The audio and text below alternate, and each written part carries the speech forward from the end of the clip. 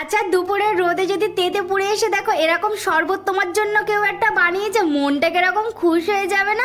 আমারও জানো তো মনটা ঠিক খুশ হয়ে যায় এরকম। কিন্তু আমার তো বানানোর কেউ নেই, আমাকে নিজেই বানাতে হবে, নিজেই খেতে হবে।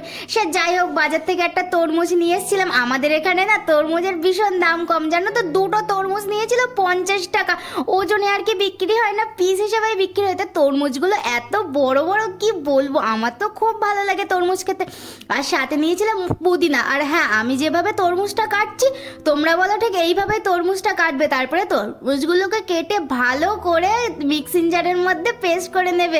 আর সাথে দিয়ে দেবে 3-4টে পুদিনা পাতা। পেস্ট করা হয়ে গেলে ওই যে তরমুজটা একটু ডেকোরেশন করে নেবো। হ্যাঁ, আমি একটু চারিদিকে পুদিনা পাতা দিয়ে ডেকোরেশন করেছিলাম। আর ওই যে জুসটা ছিল না, ওই জুসটার মধ্যে খানিকটা জল জিরা আর খানিকটা লেবু মিশিয়ে দিয়েছিলাম ভালো করে। উফ, আর যা খেতে লেগেছিল না, গরম গরমের দুপুরে ঠান্ডা ঠান্ডা তরমুজের শরবত, জাস্ট